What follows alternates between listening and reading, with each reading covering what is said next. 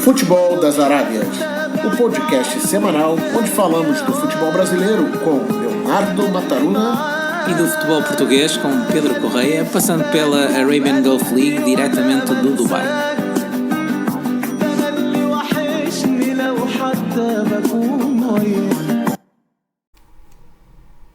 Bem-vindo ao episódio 20 do podcast semanal Futebol das Arábias. Eu sou o Pedro Correia. E eu sou o Leonardo Mataruna. E vamos uma vez mais abordar temas do futebol brasileiro, também do futebol português e da UAE Pro League dos Emirados Árabes Unidos, entre outros temas. Estamos disponíveis em várias aplicações de podcast e também na grelha de programação da Rádio Estádio, em radioestadio.pt para todo o mundo. Antes de começarmos o programa propriamente dito, temos alguns agradecimentos a fazer e eu, no meu caso mais pessoal, ao Luís Ribeiro, adepto do Famalicão, que nos escreveu a falar do Famalicão e da boa época que o Famalicão está a fazer. Nós temos referido isso aqui várias vezes no podcast, independentemente, pronto, nos últimos tempos o Famalicão estar um pouco em queda desportiva.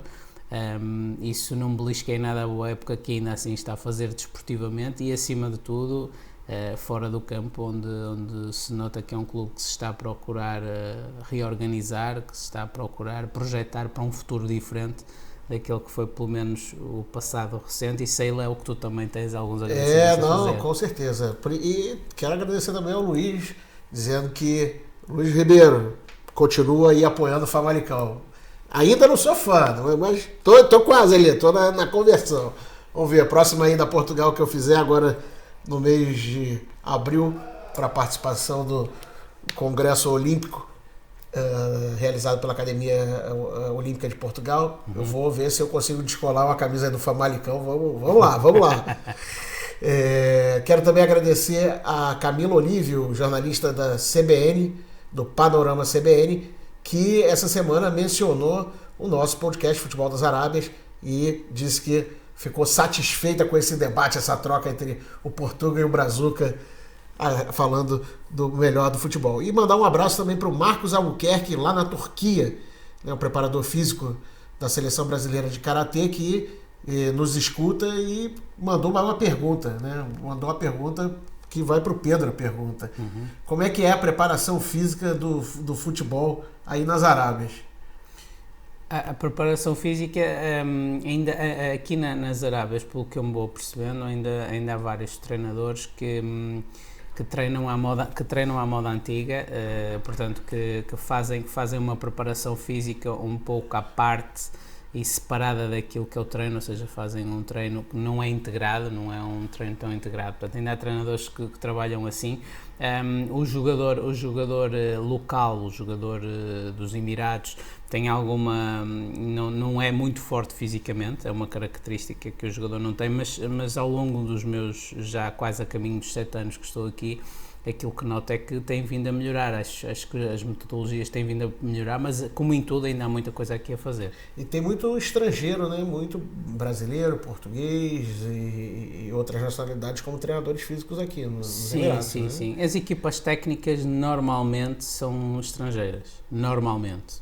Tirando um caso ou outro, o treinador campeão neste momento, do Charge, o treinador é local, mas a equipa técnica é brasileira, por exemplo. Portanto, muitos dos elementos da equipa técnica são brasileiros. Portanto, há uma absorção grande de preparadores físicos, de analistas, de treinadores de goleiro, tudo isso no futebol aqui nas Arábias.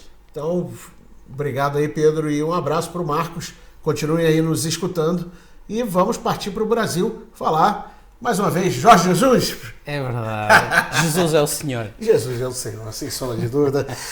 Jorge Jesus, mais uma vez, assegurou o primeiro título de 2020, né, para o Flamengo. O Flamengo ontem venceu o Boa Vista por 2-1, uma vitória de virada, e conseguiu garantir a Taça Guanabara. E não foi fácil não, né, porque o Flamengo, como eu disse, começou perdendo logo aos 5 minutos, sofreu um gol, mas é aquele negócio, né? Quem tem um time, Diego Gabigol. E Gabigol, meu amigo, não adianta. Diego foi lá aos 44 minutos, fez o gol do empate e aos 81 minutos, Gabigol reduz, garantindo a vitória para o vermelho e preto. E aí, Pedro, será que esse ano vem mais títulos? Seguramente. Agora a seguir vem a Recopa, não é? Tem a segunda mão, se não estou em erro, da final da Recopa. Portanto, pode vir outro título já esta semana ou a semana que vem. E eu creio que sim, eu creio que o Flamengo vai dominar outra vez o futebol brasileiro e também vai fazer uma boa campanha na Libertadores também, seguramente. Estou em crer. Sem sombra de dúvida, esse ano não só o Jorge Jesus, né, mas o Brasil promete fazer uma boa apresentação internacional, tanto na Libertadores, quanto também nos Jogos Olímpicos. E por falar de Jogos Olímpicos, o Brasil tem agendado para o dia 6 de março a convocação da equipe olímpica, Pedro. Ah, sim? A equipe olímpica que já garantiu a classificação para os Jogos Olímpicos de Tóquio 2020, os jogos que acontecem na última semana de julho, a partir da última semana de julho, tende aí a ter novidades. Vamos ver quais são as novidades que estão preparadas. Mas, pelo que contam aí nos bastidores, vem reforços de São Paulo. Ah, é? Anthony? Vamos aguardar o dia 6 de março, dia da convocação oficial.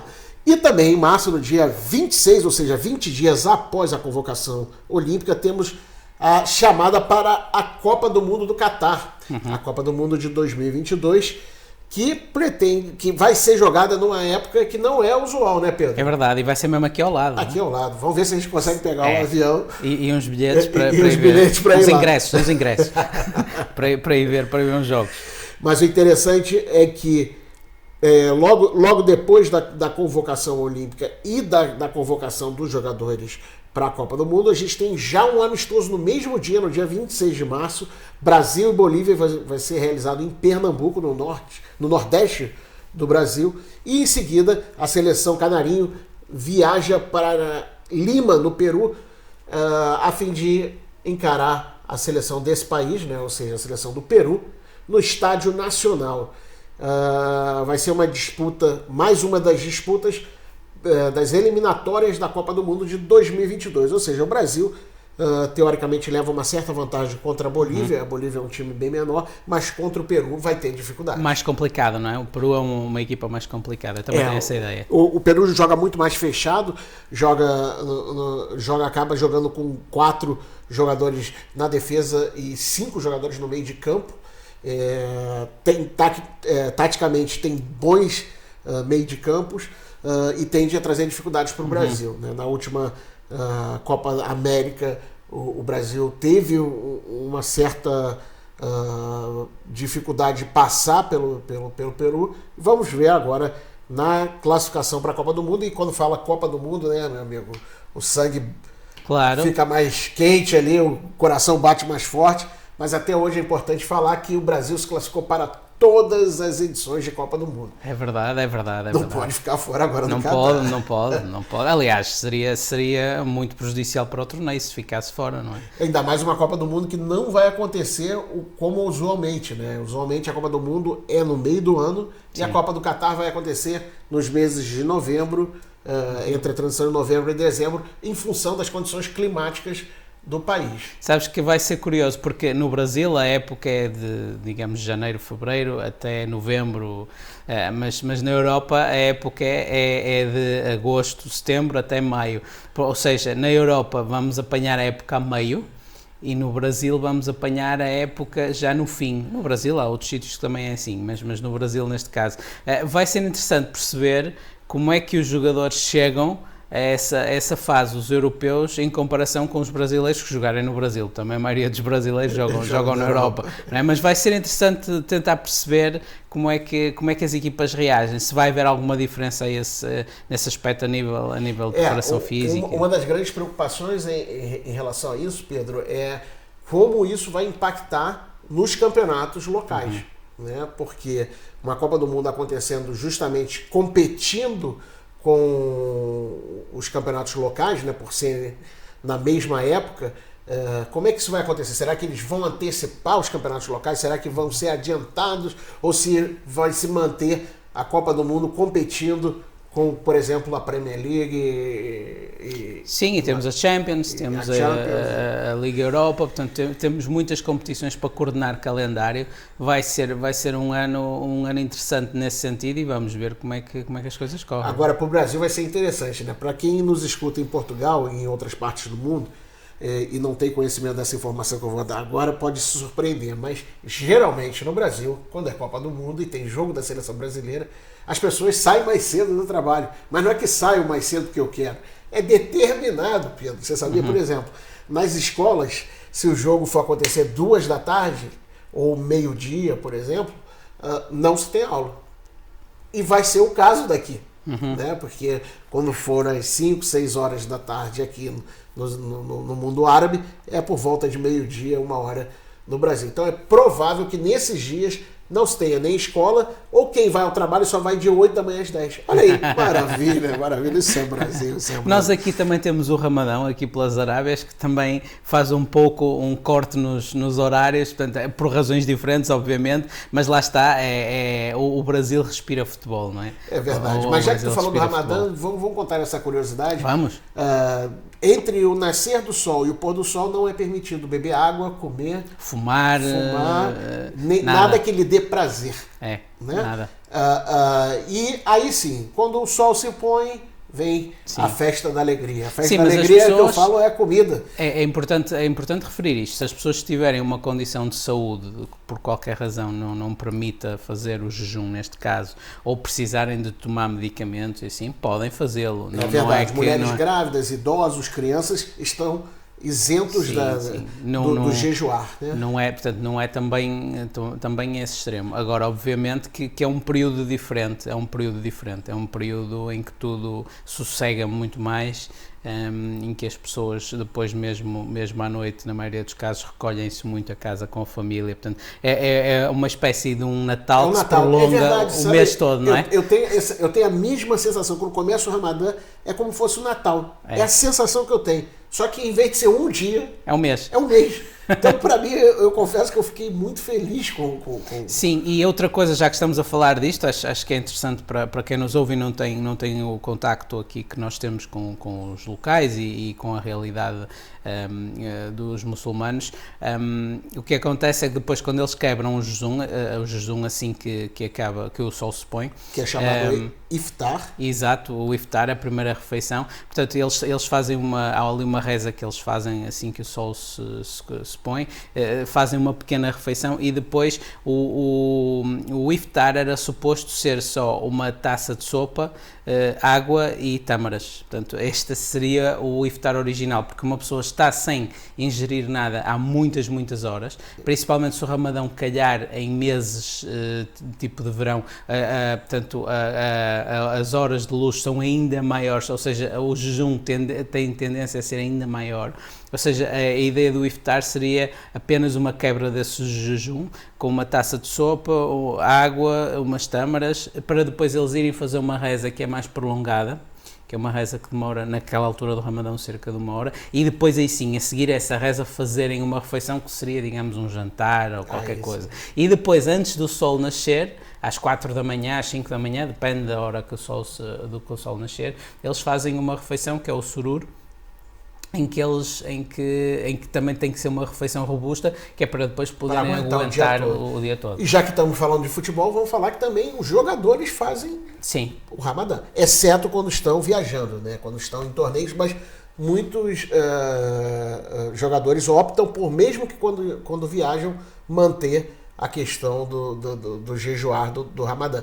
E isso me faz lembrar a Copa do Mundo de 2014, quando o time, se não me engano, do Egito ou da Turquia, um dos dois times, entrou para jogar e era o último dia do Ramadã e o time estava muito fraco.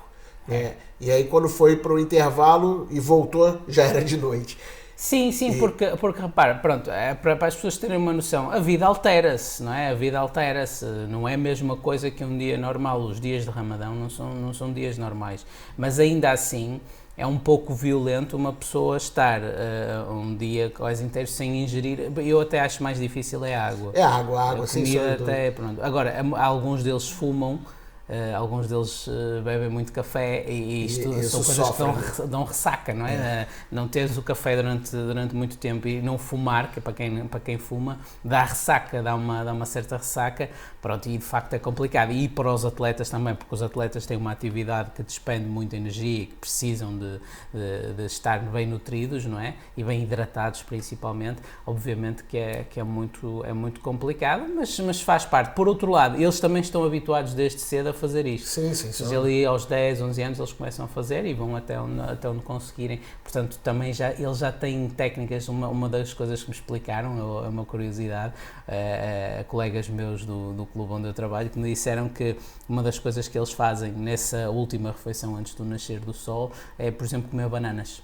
Porque a banana demora a ser digerida. Exatamente, e dá aquela portanto, não te permite que o açúcar quebre, não é?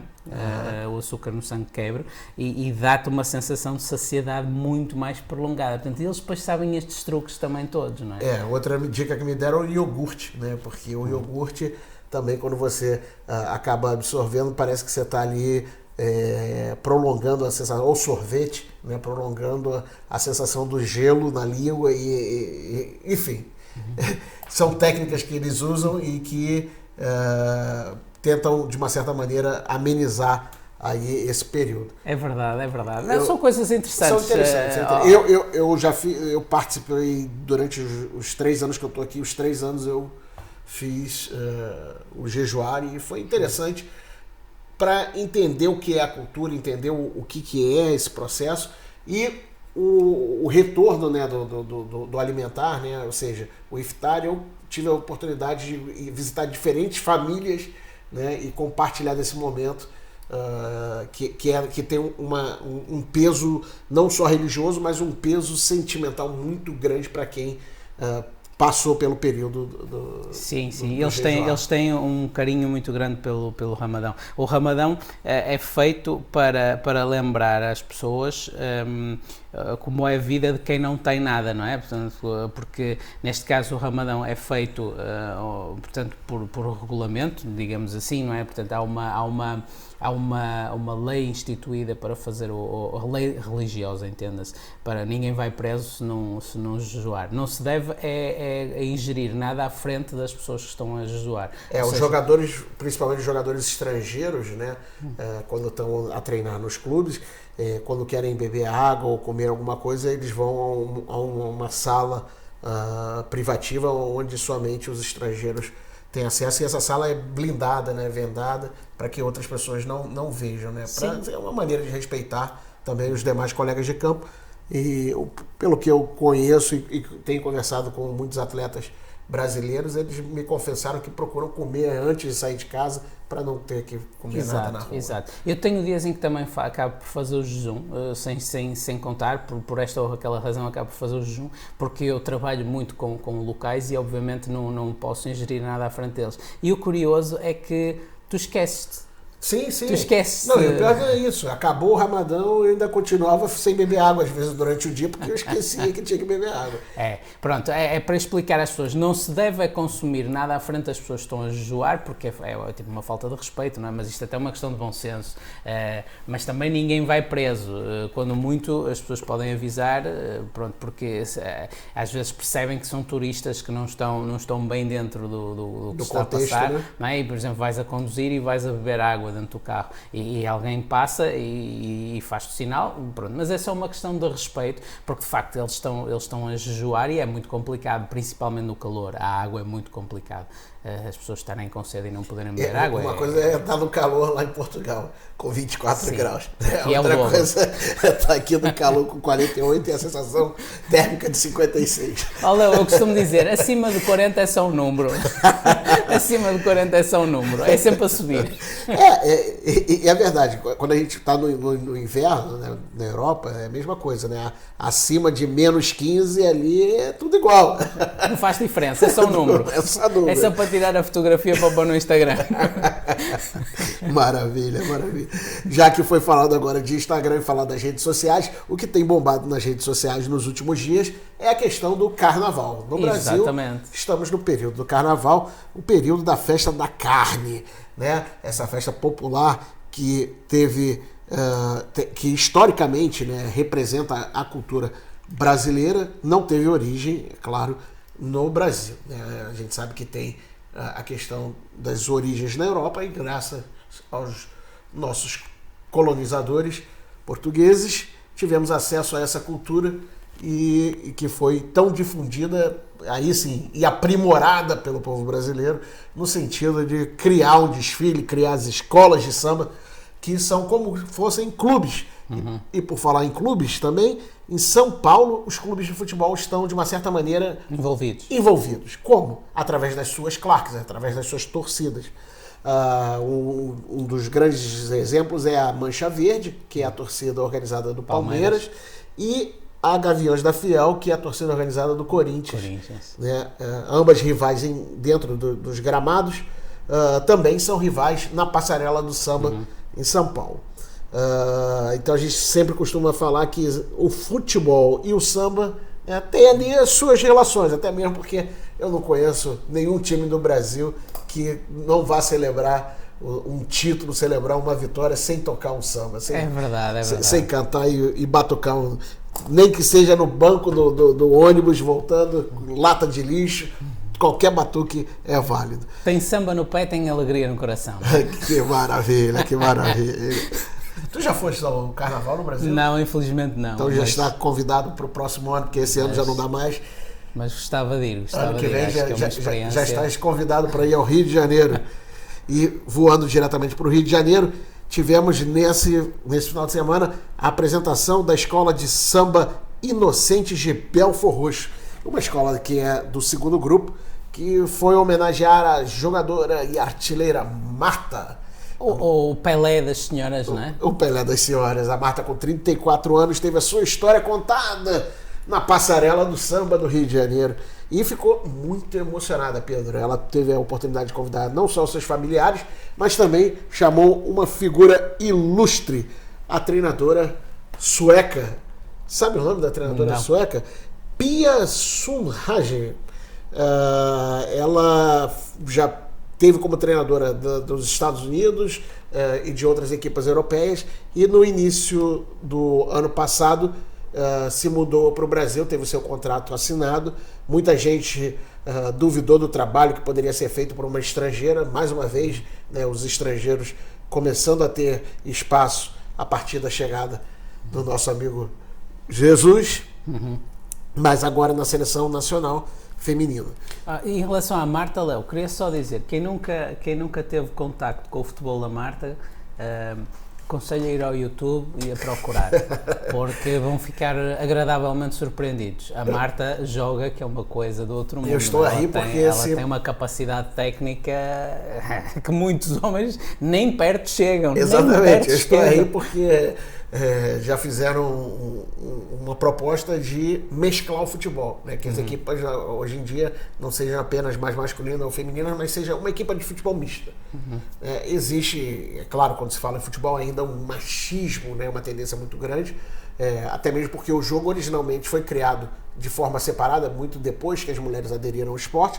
Mas eu faço um desafio aí a qualquer equipa de Portugal para fazer um contrato temporário de 5 partidas com a Marta em campo, para sentir um pouco a diferença do que ela pode representar dentro de um time. É claro que a sua composição física, não só da Marta, né, mas como de qualquer mulher, é diferenciada de um homem, né, mas do ponto de vista de habilidades, de visão de jogo, de infiltração e finalização, a Marta é um espetáculo. Sim, eu acho agradável assistir a jogos do futebol feminino porque não são tão amarrados taticamente.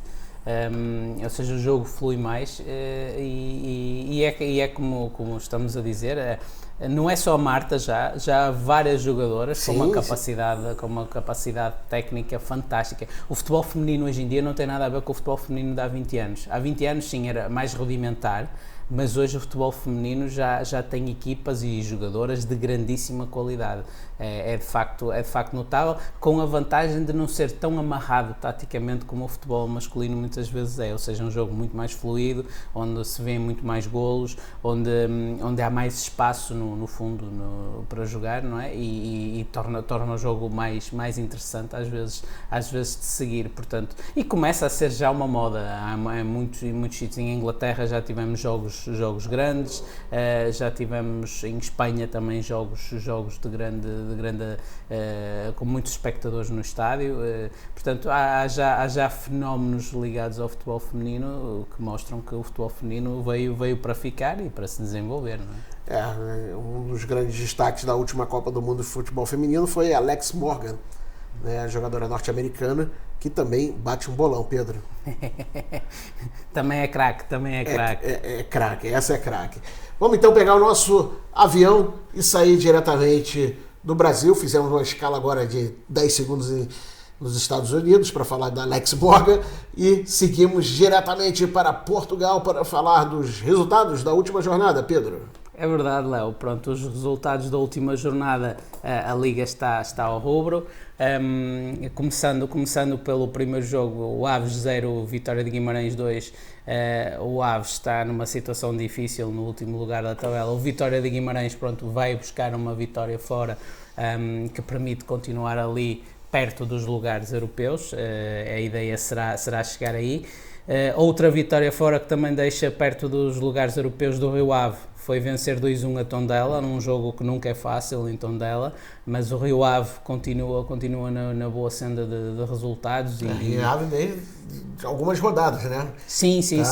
Na ascendente. Sim, olha, é um pouco como o Famalicão, mas num estágio já mais avançado. É um clube que se reorganizou, é um clube que tem boas perspectivas de futuro, é um clube que tem uma excelente equipa, é um clube que tem uma excelente equipa técnica, portanto tem tudo, tem boas estruturas para ser um clube não só já sólido na primeira divisão, isso já como começar, e tem feito isso ao longo dos últimos anos, aqui e ali, ir à Europa, portanto, e chegar ali perto dos 4 que estão mais acima, o Braga e o Sporting, o Benfica e o Futebol Clube do Porto. Portanto, é um clube que anda ali, que é um clube que é competitivo dentro daquilo que é o contexto do nosso futebol, portanto, e foi buscar uma vitória fora, que é sempre interessante.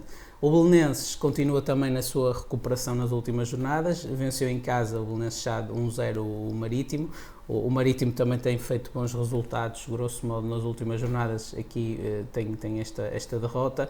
O Moreirense vence em casa 2-1 Santa Clara. É um jogo importante para o Moreirense, que também está numa fase baixa da tabela e que precisa, obviamente, de pontos. O Santa Clara está ali tranquilo, mais ou menos a meio, não sofre grande dano com esta derrota. O Passos de Ferreira vence 2-1 o Famalicão. Pronto, o Famalicão na parte esportiva está a passar um período menos bom, ainda assim está lá em cima, creio que é sexto, portanto continua a ser uma época excelente para uma equipa que acabou de subir da segunda divisão e que esteve lá há 30 anos. Sabes que em relação ao Famalicão, deixa-me dizer uma coisa, em relação ao nosso ouvinte Luís Ribeiro, que nos escreveu simpaticamente a semana passada, eu tenho um trauma grande com o Famalicão.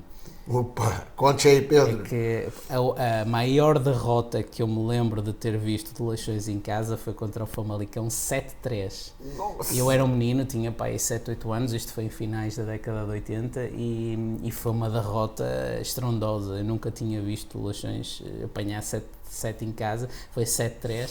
E aquilo ficou marcado, o Famalicão, por causa disso. De resto, é muito agradável ir a Famalicão. É uma viagem curta, de Matosinhos a Famalicão, e o Famalicão é um clube que, mesmo nos tempos em que andava nas divisões inferiores, sempre tinha muita gente nos jogos em casa, principalmente. É uma equipa que tem seguidores, que tem adeptos, e isso é importante para o futebol português. Continuando com os resultados, Sporting 2-0 em casa com o Boa Vista. O Sporting parece estar um pouco em retoma. Que bom. Isso... E é bom para o futebol português, boas notícias para o futebol português, parece estar um pouco em retoma a equipa do Sporting, porque perderam o Bruno Fernandes, que já está a arrebentar no Manchester United, como era esperado, fez uma exibição, a meu ver, já com alguns aspectos bastante interessantes, mais fluida, a equipa parece mais clara de ideias, reorganizou ali um pouco algumas peças dentro do campo, creio que a inclusão do Battaglia, que esteve fora e esteve intermitente nos últimos tempos e esteve fora durante muito tempo antes, está a dar mais equilíbrio defensivo, mais proteção à defesa, e isso era um problema que o Sporting tinha. Ali no meio campo reorganizaram as coisas, o Vieto muito bem a assumir um papel de 10, a pautar o jogo, o Giovanni e o Plata nas alas, e o Sporar, que me parece um avançado muito interessante, não é um ponta de lança nato, mas é um avançado muito interessante e tem golo.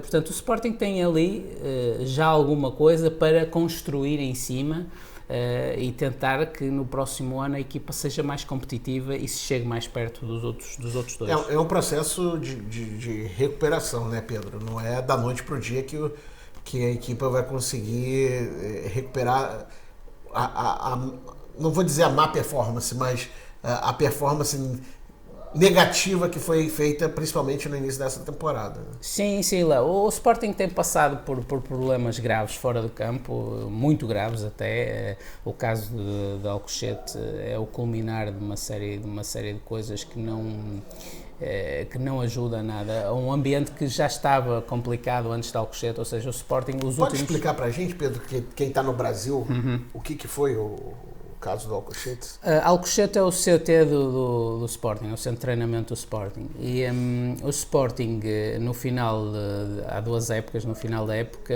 foi jogar à Madeira com o Marítimo e precisava de ganhar o jogo para ter acesso à Liga dos Campeões. E perdeu.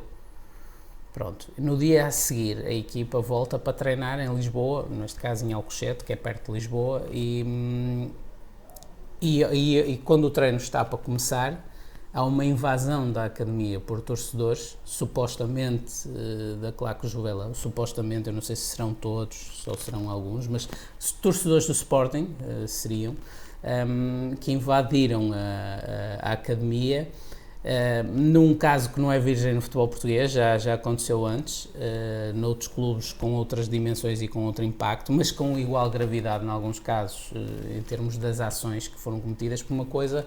É a torcida ir ao treino e dar aquilo que nós chamamos em Portugal um aperto, não é? Sim, sim. Que eu não gosto muito disso, não é muito o meu estilo, mas isto sou eu, é uma opinião pessoal. Não gosto muito dessas coisas, mas uma coisa é uma conversa, ok? É haver um confronto. Uma cobrança, né? A cobrança do que dentro de certos limites eu posso até tolerar, dentro de certos limites. Mas isto o que aconteceu foi... as pessoas entraram pela academia adentro e agrediram os jogadores, portanto, a coisa foi mesmo muito grave e muitas dessas pessoas, acho que não estão exatamente todas, mas muitas dessas pessoas foram logo detidas e estão detidas. E, portanto, está a decorrer um processo que até está agora, por acaso, a chegar às alegações finais, portanto, creio que em breve vamos começar a ter desfechos.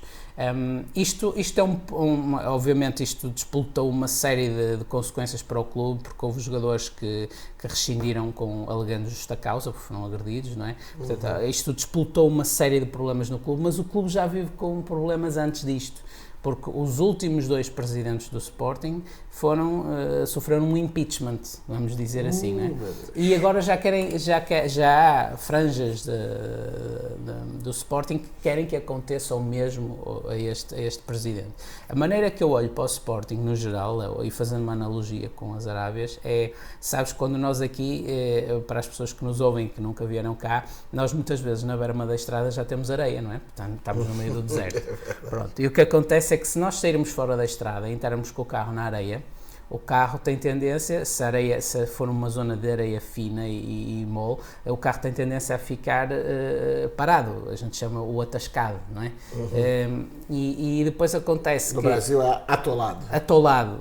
O que acontece é que se começarmos a acelerar, não é? Se não tentarmos sair devagar, ou com ajuda, ou com reboque, ou empurrar e devagar, se começarmos a acelerar, a roda vai cavar e o carro vai ficar ainda mais afundado. Pronto, e o Sporting, pelo facto de não ganhar o campeonato há muito tempo, a avidez de querer vencer, de querer chegar às vitórias, está a fazer com que o Sporting se atasque cada vez mais. Mas isto é ao longo dos anos, não é uma questão de agora. Isto tem sido, o Sporting tanto quer acelerar, tanto quer chegar lá de qualquer maneira, que está só se afundando. Se enterra mais. Portanto, eu sou da opinião que o Sporting devia dar 1, 2, 5, 10 passos atrás se fosse, se reorganizar como clube e como equipa também, fazer uma equipa a olhar para o médio prazo, com jogadores da formação, reorganizar a formação, e eu creio que essas coisas de alguma forma já estão a ser feitas, mas vão levar tempo a dar resultado. Portanto, se a equipa perde e se quer mudar o presidente e tudo, porque a equipa perde ou porque a equipa não está ao nível do Porto e do Benfica, eu temo que o Sporting nunca mais lá chegue, e isso é mau para o futebol português, é uma péssima notícia para o que a futebol gente falou, não adianta ter uma equipa forte, uma grande forte equipe, e as outras estarem muito aquém do que a equipe principal que está na frente do campeonato. O importante é que tenha um equilíbrio, né? O ganhar sempre é bom só para os torcedores, até um certo ponto. Sim. É porque depois também perde o interesse, né? Ganhou tanto que, né? Deixa pra lá, não quero nem mais saber. Mas toda vez que tem um rival ali é importante, né? Pra gente poder brincar, zoar, né? Encarnar, né? Verdade. Chegar no trabalho e falar, aí ó, ganhamos vocês, né?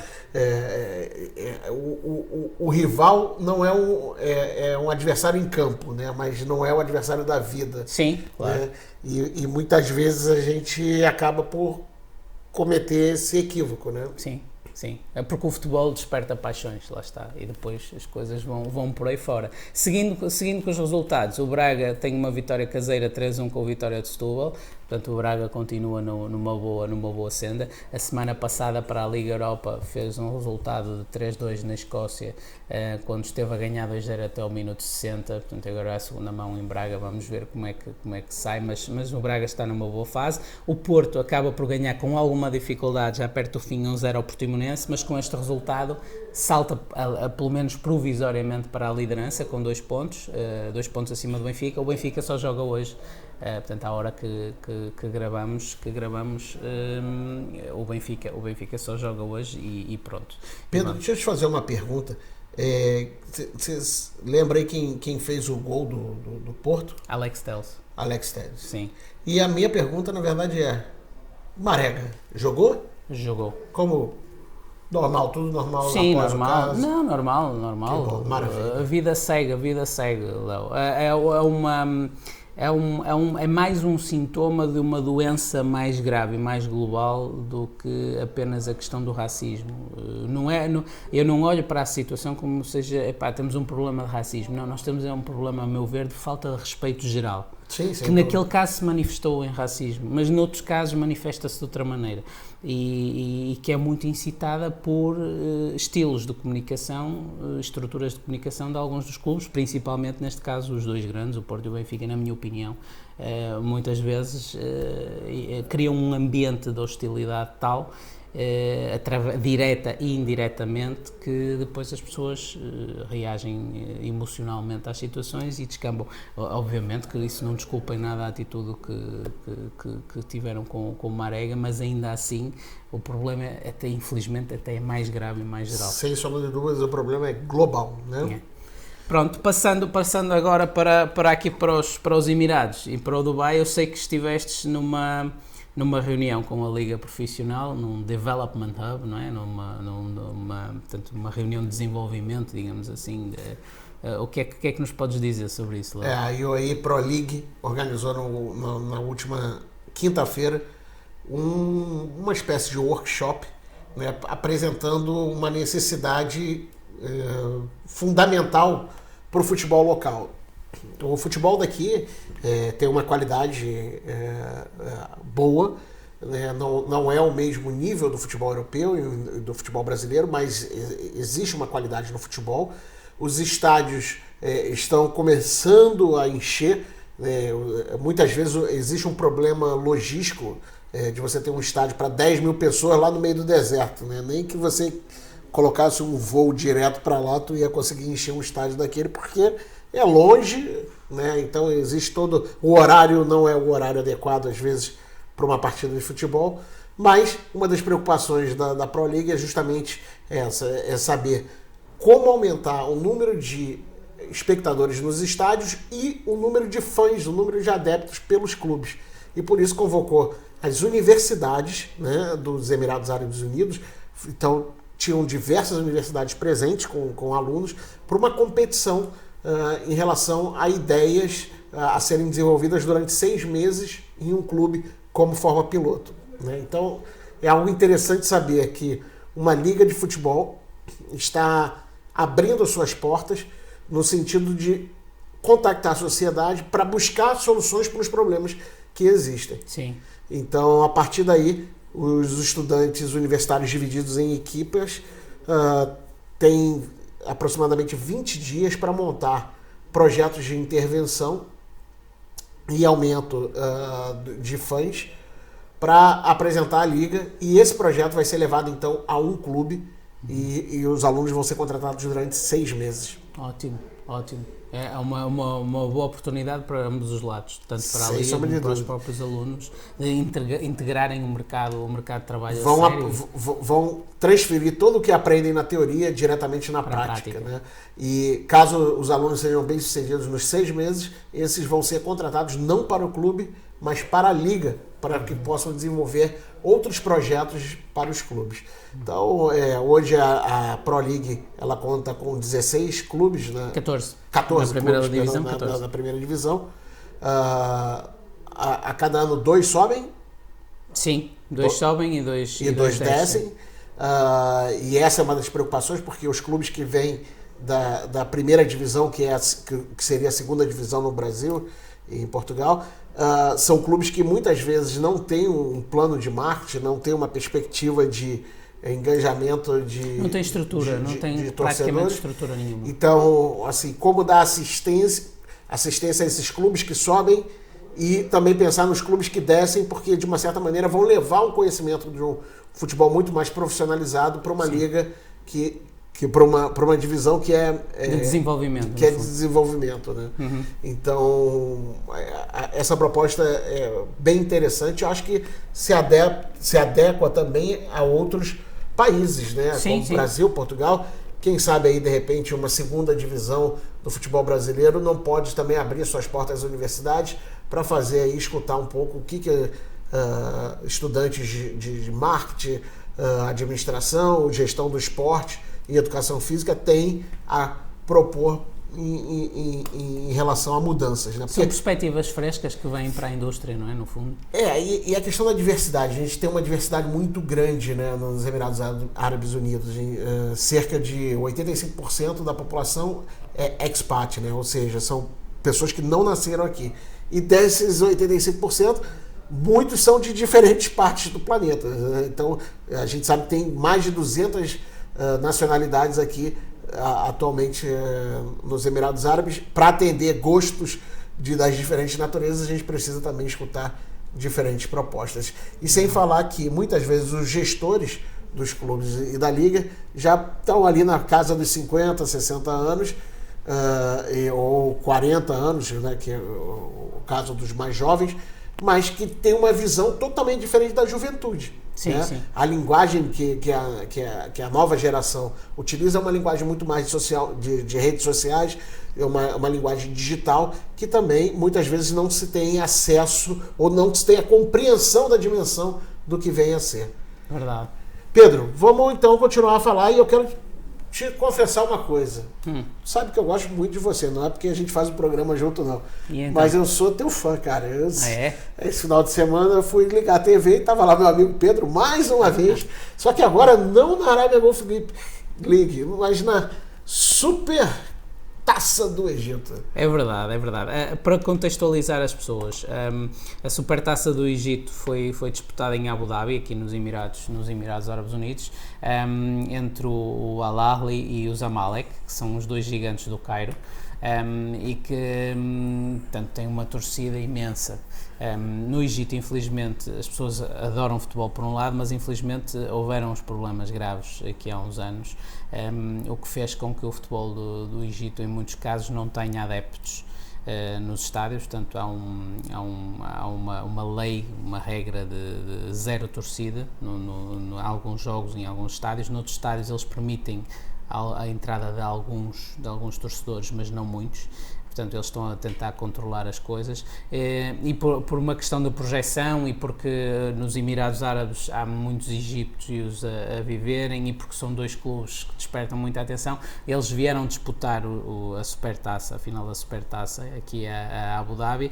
Pronto, e eu tive a oportunidade, a convite da Abu Dhabi Sports, de ir fazer a cobertura do jogo. Magnificamente. E foi um jogo difícil, de cobrir, porque eu não estou habituado. Com os jogadores, né? São outros jogadores e outro nível de futebol, né? Sim, é um futebol muito mais rápido, muito mais intenso que o futebol nos Emirados, não tem dúvida. É um futebol caótico. Ou seja, eles lutam por cada bola como se fosse a última do jogo, portanto uma intensidade, uma disponibilidade física, uma alma tremenda, um estádio cheio com 45 mil. 45 mil no estádio, portanto foi das melhores experiências da minha vida a nível do comentário e a nível de futebol até. 45 mil adeptos, mas 45 mil adeptos loucos gritando completamente, como fanáticos. Comportando-se bem, portanto ninguém se portou mal, os adeptos. Depois ao fim houveram umas escaramuças entre os jogadores, mas isso são outras coisas. Mas entre os adeptos ninguém se portou mal, portanto o comportamento impecável, mas uma paixão pelo jogo, uma paixão pelas equipas, uma coisa de facto notável. Um jogo que teve muita projeção a nível aqui da região. Estima-se que um potencial de mais de 100 milhões de viewers, não é? De assistentes pela TV, e foi a primeira transmissão do futebol 4K aqui no Médio Oriente, portanto também houveram várias coisas interessantes, mas acima de tudo um ambiente fantástico, um ambiente que me marcou, é uma das boas memórias que vão ficar comigo, um ambiente extraordinário, meio estádio para o Zamalek, meio estádio para o Ahly. No fim o Zamalek acaba por vencer nos penaltis 4-3. Ainda foi para os pênaltis. Portanto o jogo terminou 0-0 e depois nos penaltis eu fiquei surpreso com a qualidade dos goleiros, Pedro. Sim. Né? Os goleiros... Mesmo durante o jogo. Durante o jogo foram... Sim. E nos pênaltis ali, olha...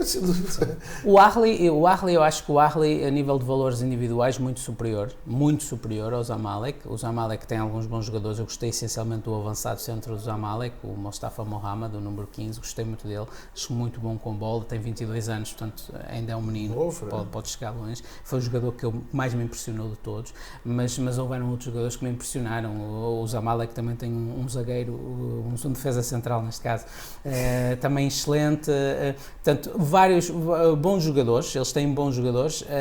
Como equipa, acho que, também aquilo que estamos habituados a ver na televisão da Europa e mesmo do Brasil, como equipa, como trabalho coletivo, muitas falhas. Portanto, o jogo abre muito, o jogo parte muito, a bola ganha, a bola perdida, é muito difícil fazer 2 ou 3 passos, já perderam a bola, e depois fazem 2 ou 3 passos, já perderam a bola outra vez. Portanto, muita intensidade. Essa questão que você falou, né, das brigas pelas bolas, disputas pelas bolas, muitas vezes faz com que há uma concentração alta, né, de jogadores em cima da bola. Sim. E espaços abertos, o que permite ali uma armação de um contra-ataque, se a equipe estiver preparada. Mas como todas as duas equipes pensam da mesma maneira... É para a frente, eles pensam muito o jogo para a frente.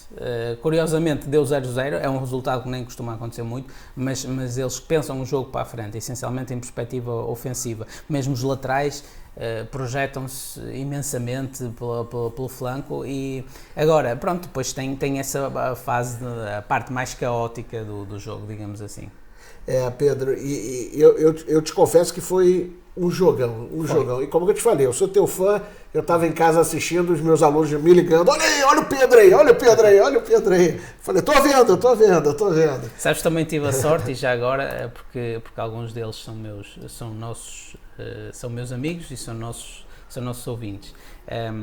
O Paulo, o Cláudio, o Rui e o Zidane egípcio não vai ouvir seguramente, mas portanto, a equipa técnica que estava à volta do meu trabalho eram portugueses, e isso facilitou também bastante, porque não é um contexto muito fácil, é um contexto de muita pressão, de muita confusão, de muito frenesim, e eu comentar jogos disso já estou muito habituado, mas fazer aparições na TV é mais complicado, porque tens que estar a olhar para a câmara, tens que estar numa certa posição, é mais complicado, portanto tira-te um bocadinho o foco do que estás a dizer, porque tens que estar numa certa postura, mas eles ajudaram bastante, e mesmo com a constituição das equipas e tudo, porque me deram a constituição em árabe, é um bocado complicado, com o árabe, andei ali um bocado à pesca, mas tudo se resolveu. Isso me fez lembrar logo um dos primeiros jogos que eu fui cobrir aqui também, cheguei na cabine e recebi a equipa ali, né, o start list, né, a lista dos atletas, só que como eu estava ali acelerado e emocionado de estar fazendo alguns jogos em inglês pela primeira vez, eu não cheguei a olhar imediatamente, mas quando faltavam 15 minutos para começar o jogo, que eu fui olhar, estava tudo em árabe. A vantagem das nossas listas na Liga é que eles têm os números, não é? Portanto, e tu pelo número chegas lá. Mas naquele caso a lista era de 1 a 11.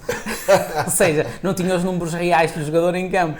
Eu fiquei completamente perdido, portanto chamei, lá está, o Zidane, que é egípcio e sabe ler árabe, e disse, pá, diz-me quais são os jogadores, ou diz-me os números, nem é preciso dizer os jogadores, diz-me os números que eu depois chego lá, e assim foi, pronto, e fez, e correu tudo bem, felizmente. Maravilha, maravilha. Pedro, vamos falar agora então das quartas final da Taça do Presidente. Pronto, muito rápido, estamos já quase a terminar, portanto foram os quartos de final. Banias 1, Shabab Al-Ahli 0, Dafra 2, Jazira 1, Al-Ain 6, Al-Wazl 5. Isso foi nos pênaltis? Não, Léo, não, foi mesmo no jogo. Foi mesmo no jogo. 11, em 90 minutos ou 90 e tal minutos, 11 golos.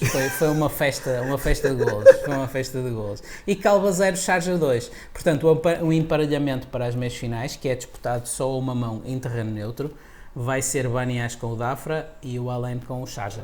Portanto, uma das grandes equipas, o Al-Ain ou o Sharjah, já vai cair nas meias finais. Portanto, eu diria que talvez Al-Ain, Dafra na final. Talvez. E esses jogos estão agendados para acontecerem? Eles estão em agendamento, mas ainda têm que confirmar. Portanto, será em março, penso que será agora a meio de março, sensivelmente, mas ainda vão confirmar exatamente a data. Depois, quando tiver confirmado, a gente então, nos próximos episódios aí, com certeza, a gente vai trazer para vocês as datas dos próximos jogos da Taça do Presidente. E foi assim o episódio número 20 do podcast semanal Futebol das Arábias. Eu sou Leonardo Mataruna. E eu sou Pedro Correia. E aqui estamos mais uma vez para te desejar uma ótima semana e nos vemos também na próxima semana. Vale lembrar que estamos disponíveis em várias aplicações de podcast e também na grelha de programação da Rádio Estádio, em radioestadio.pt, para todo o mundo.